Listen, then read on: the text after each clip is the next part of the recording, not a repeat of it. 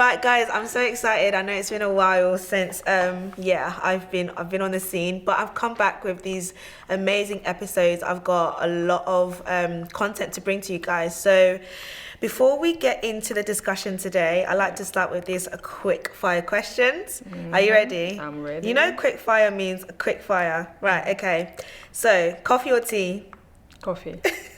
Early bird or night owl? Night owl. Dogs or cats? Dogs. One thing you can't live without? Music. What's your go-to comfort food? Fruit. Summer or winter? Summer. Sweet or savory? Savory. What's a song that you have to sing along to? God is good all the time. Okay, Definitely that one. Okay, amazing. And the last one, city or country life? City. Okay, city. Okay, nice. That was good actually, because I would have been like. Okay, so I guess I just want to start with like, what's a pivotal moment in your life? Like, what's been a pivotal moment in your life? A pivotal moment is when I had my child. Okay. I was very young. How old was you when you had your? 18, 19. Okay. I was supposed to apply for uni and I never really did because of that. So that changed a lot of things. It did change a lot of things. Okay. Which of course, around you, the pointing fingers, the gossiping. Is it like the community? The community. What's your background? The friends. I'm Congolese originally, yeah. Central Africa here. Ooh. 243. Docus. Okay. So it's like the community, the friends. It was just, it was difficult. I might say it was difficult. I felt so many mixed emotions, so many mixed feelings. Yeah.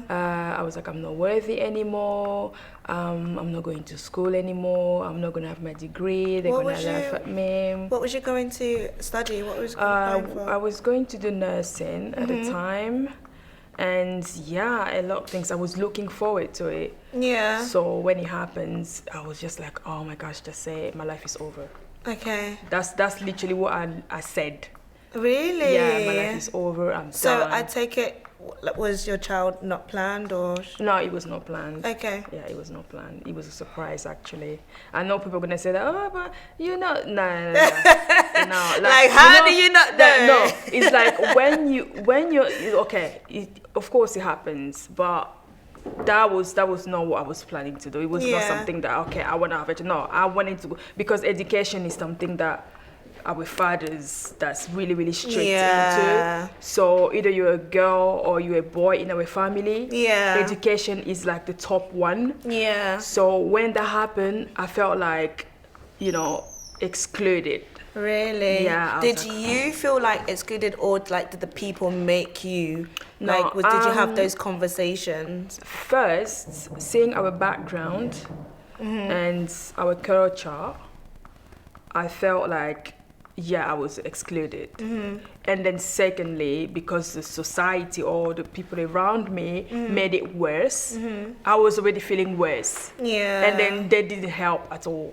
So I'll say this. What was your background? Like, was you close to your family? Was you close to your mom? I'm actually very close to my family. Okay. I'm actually very close. That's exactly the reason why I felt disappointed in myself. And I felt like I left because I'm the first you're the eldest? of the girls. I'm the eldest of the girls. Okay. I have a brother, brother, but I'm the eldest of the girls, and I felt like I left. I felt like I left my sister down. Yeah, and because you're like the example. I was supposed to be the example, set the trait, and I didn't. So I felt that, like I said before, mixed feelings, mixed emotions. So it was mostly that. Oh my gosh. Yeah. And do you know what? I think as well, like coming from like an African background, like those expectations, like getting pregnant young. Yeah. But I know you said 18, you was like 18, 19. Yeah.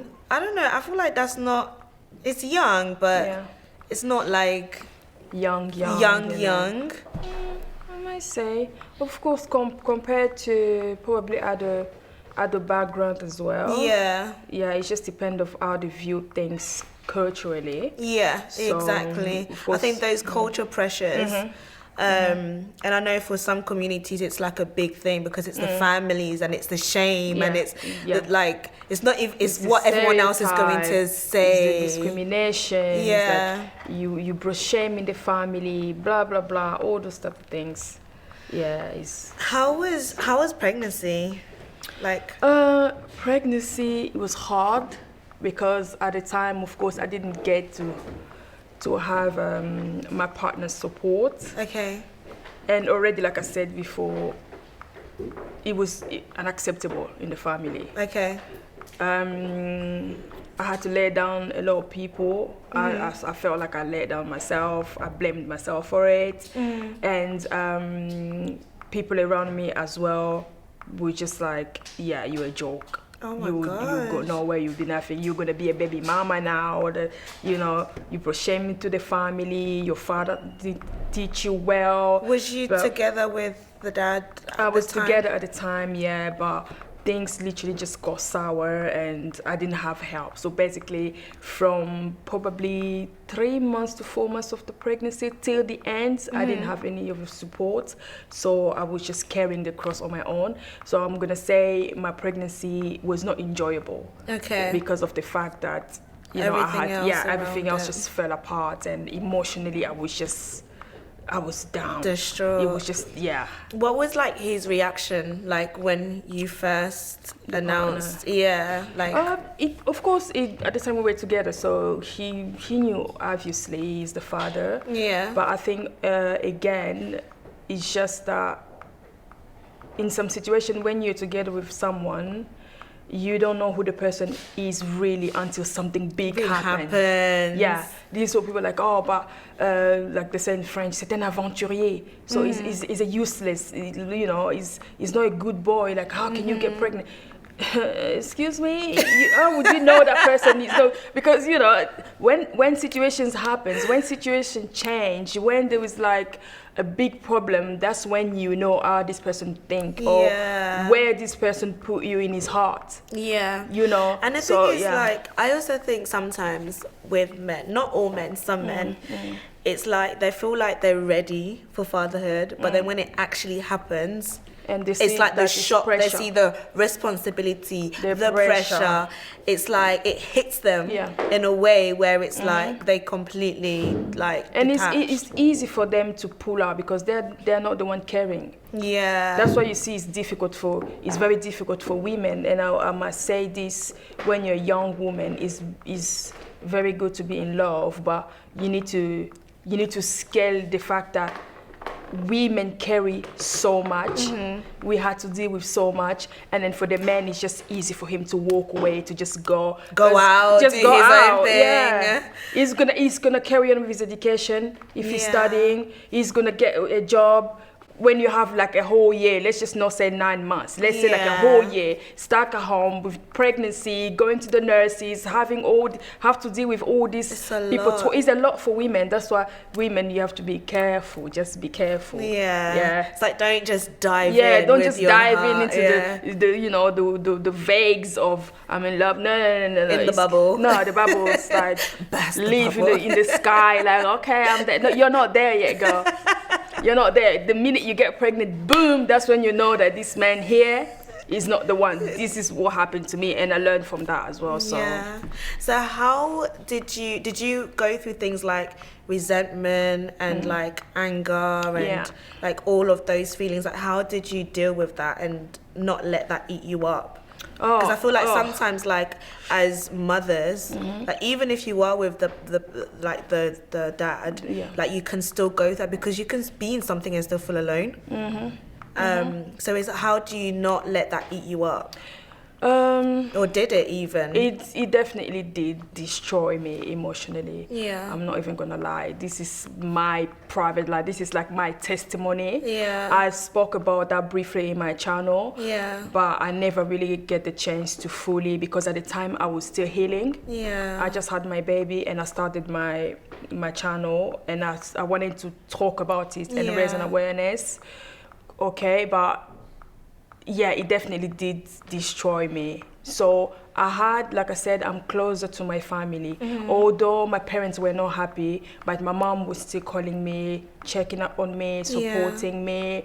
And my sisters, oh, they're amazing. Yeah. Oh, my sisters, they were there for me all the time. Big up the sisters. Yeah, they were there for me. They were like, yeah, we understand. It can happen to anyone. Yeah. We understand as well why dad is not happy, because you were supposed to set the trend, blah, blah, blah. But don't worry about that. Don't worry about anyone else's feelings. Focus on your own. My sisters, they've been born before ages. I always say that. Because of the wisdom. You guys lived before me, like seriously. Yeah. So I had an amazing support system. Okay. Even though I was very, I was not in the right place at the time. Would you say you went through depression? I went through depression. I didn't even know that I went through depression until I started university. Okay. That's when I was like, you went back to uni. I went back to uni. I had to because for me it was like, my dad actually told me that he was like, I know I was pissed at you. Yeah. But what can we do? Like, it's done now. It's better for you to like have this child and probably go and have an abortion and sometimes lose yourself or die or have complications. It's not going to be helpful. So we're going to deal with that, but you need to promise me that when everything is settled, you go back to your education, because the UK gives everyone opportunity. If you see older people, like my grandpa went back to school at 52. Really? Yeah, I actually have my grandpa here in the UK. Oh, wow. He went back to school. He went to study criminology. Oh, and amazing. then what excuse do you have not to go back to school? Like, excuse me. So I made a promise to my dad. I'm like, okay, I understand. So that literally gave me confidence. And then when my child turned 3, I started applying for university. So yeah, I didn't know at the time it was depression because I couldn't eat. Yeah. I couldn't focus. I was crying every night. Yeah. And I was barely eating. Because I was gonna ask as well, like, how do you know when you're going through depression or when you're down? Because I feel like sometimes we can be down and we like claim, so because we're in a country where mental health is so much, there's so much emphasis on it. And you can go through like depression and I feel like it comes with its own force, and then you could have like down moments. So like how do you tell the difference? Like, okay, I'm just having a down day, but this is depression. But of course the depression, or let's just say mental health, comes with a lot of ramifications. And then for me at the time, because of my situation, it just hit the fact that I just felt like I was sad.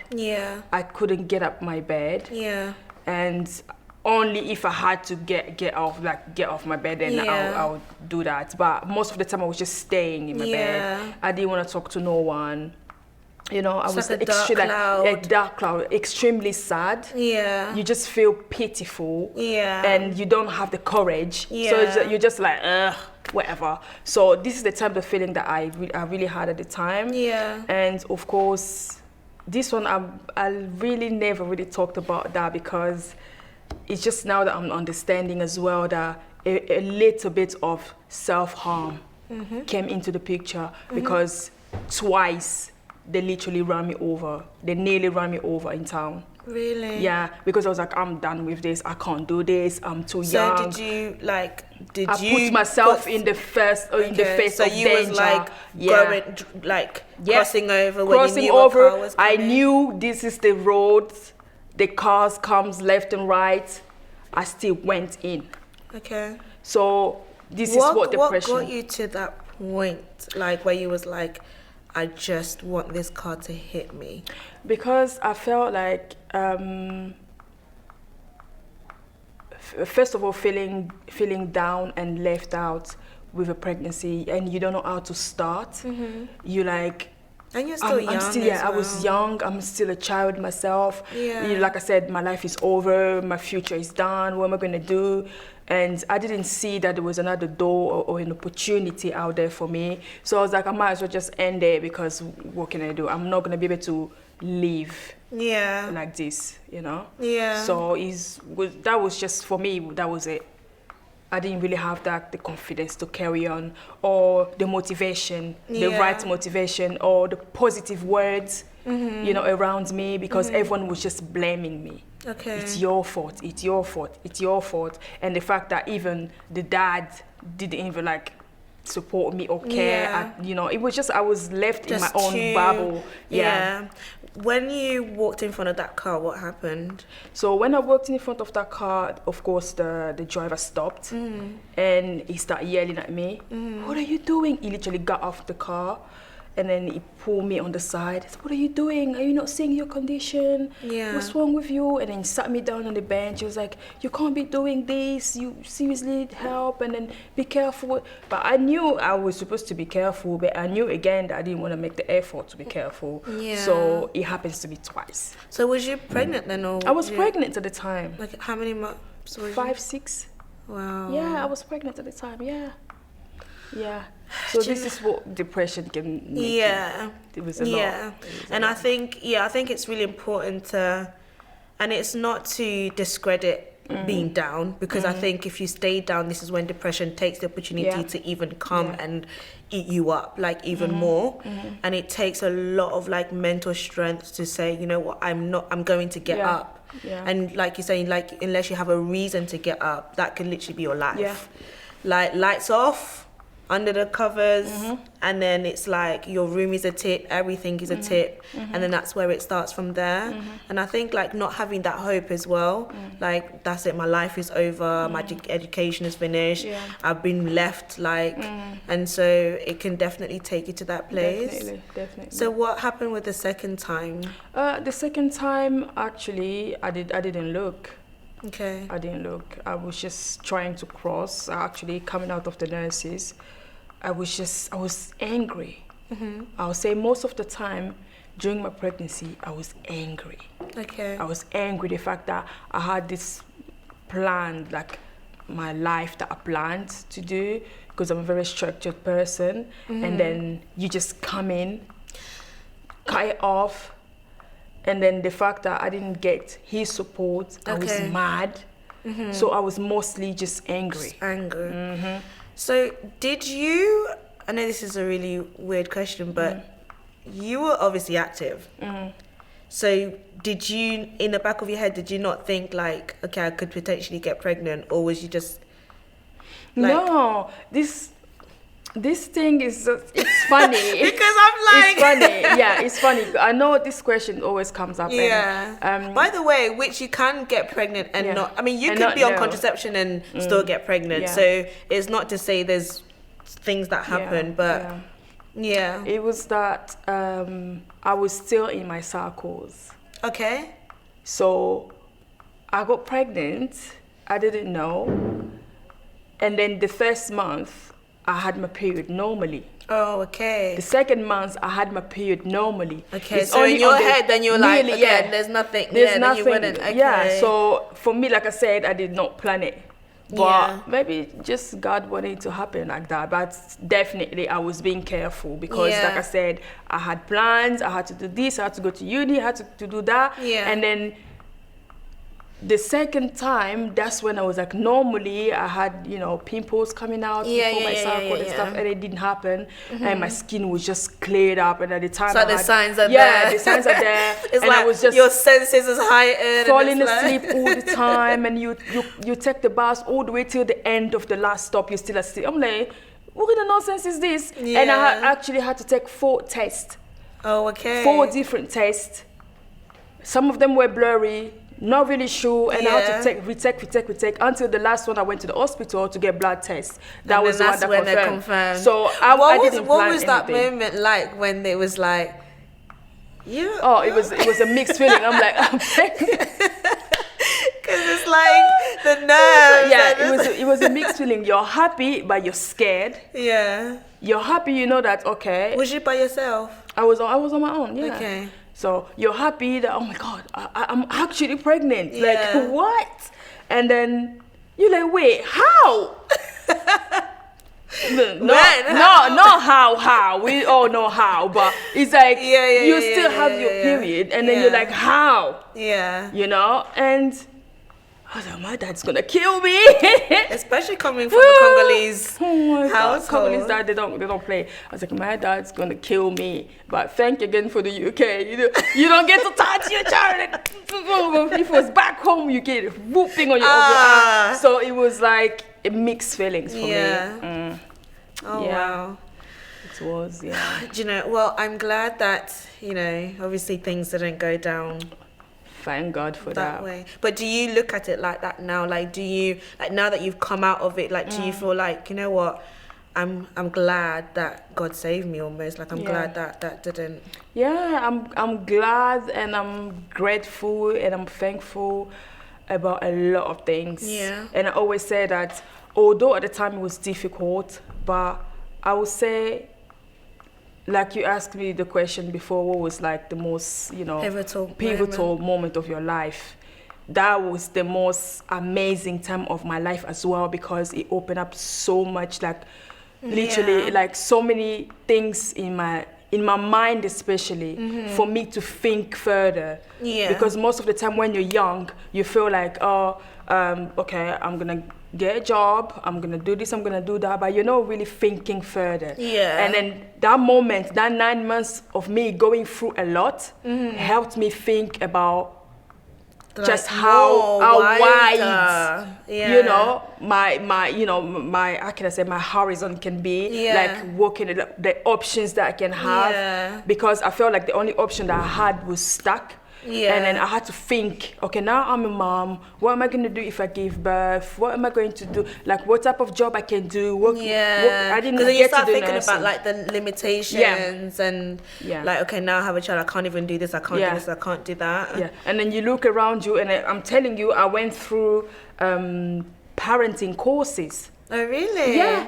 I took parenting courses. People don't play with that. Even though they say that, being a parent doesn't come with a book or whatever, but you still have to go to parenting courses, because those people, they have an experience on how to become or to be a parent. Yeah. So the expectation, they'll teach you what to do or what not to do, especially I was young and I had to carry the child on my own. Yeah. So you need those type of support. Yeah. Don't just feel like, it doesn't come with this. I got this, I'm going to do what I have to do, because there is no place that's written down that you have to be a parent. No, go to parent courses. It's going to show you. They still do that. Oh, wow. They still do that. Just ask the nurse or ask schools or ask the churches. Like for me, I went to a church and I saw some parent there, and they were like, "Oh, why don't you come to the parent course?" They're like, "Oh, your child is cute." Da, da, da. Then I started going to the parent courses, and then they literally gave me like leaflets where to go so that the kids can play, meet other moms. Is important. Oh, those like play groups are like so important. Yeah. And I guess for you as well, because you didn't although you had like a good support network, but it sounds like you also felt quite alone. Yeah. And so to have like those external support, or people just going through the same thing, like being just a single mom like me, it felt really supportive. So it was the hardest time for me, and it was the most open eye time for me, because I just went through too much, so many things. And of course, like I said, this support, the right support, positive people were just like trying to lift me up. It's not the end of the world. You can carry on doing this. You can go back to school, actually, leave your child in the nursery. You can do this. You can even get like a part-time job. That they showed me that life will still go on, even if, life still goes on. Life still goes on. I want us to talk about how that can impact your relationship with your child as well, and also the man side, and like how men deal with, obviously the man is not here to speak for himself, but from your experience. Because sometimes I think when you experience like that level of depression, it can build up resentment even towards like the child. Like sometimes women find it hard to connect with their child as well. Is that something that you experienced, or did you have that instant connection with your baby? No, to be honest, I resented it.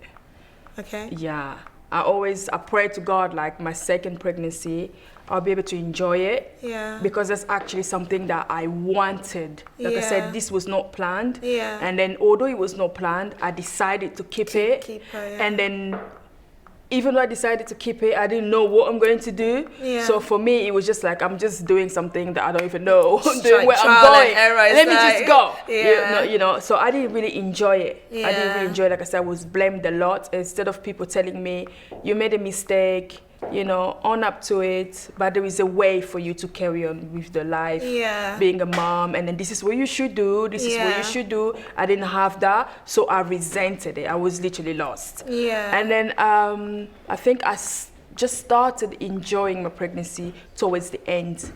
Because at the time, of course, I had to leave my parents' house and I didn't have an accommodation. Was that by choice, or did they say you have to? No, it was by choice and not by choice, because at the same time I had to find a place for myself to be, and then bring the child, and then prepare everything for her to come.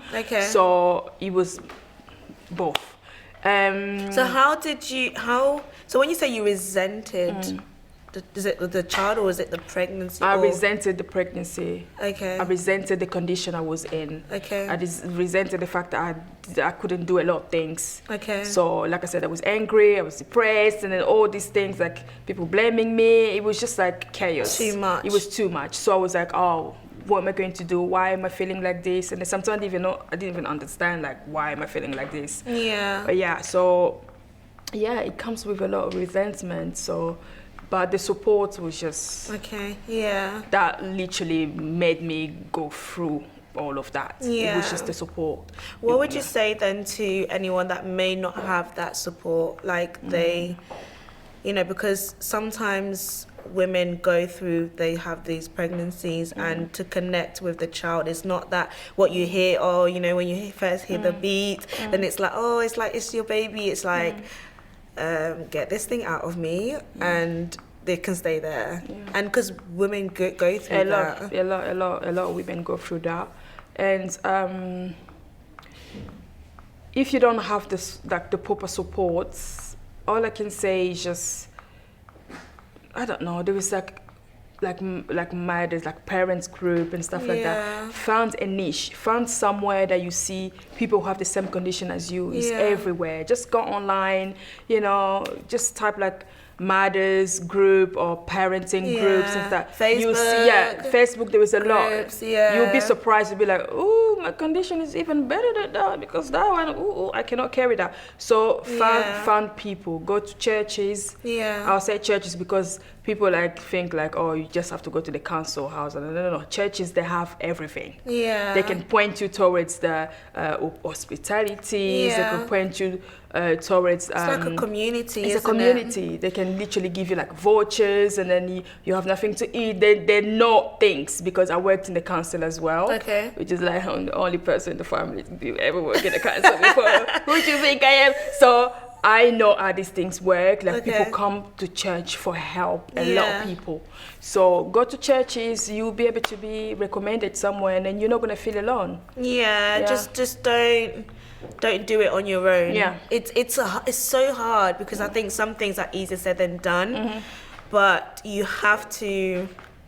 I guess you have to want to. You have to accept. You have to accept the condition. Yes. Accept the condition. You have to accept the condition, because once you accept, it is what it is. Which I did. Yeah, I was like, at some point when I went to visit my dad, of course the community would be like talking but I would just take my knife and go where the markets, the markets where they sell fruits. I'll just buy my fruits, sit in the bench and eat. I know those ladies, those aunties, really thought it Congolese lah. So they'll just be passing by. How they always have your parents' number. They'll be like, we saw her. And they saw you sitting there. I was like, what am I supposed to do now? I'm already pregnant. So what do you want me to do? Hide? Like the pregnancy is already here. Like I might as well. You're gonna kill me? No, I'll just sit there and eat. She'll sit there and eat. So acceptance. Accept it. Episode 2, guys, we're gonna deep dive a little bit more. So make sure that you tune in for that. Well, thank you so much. No problem.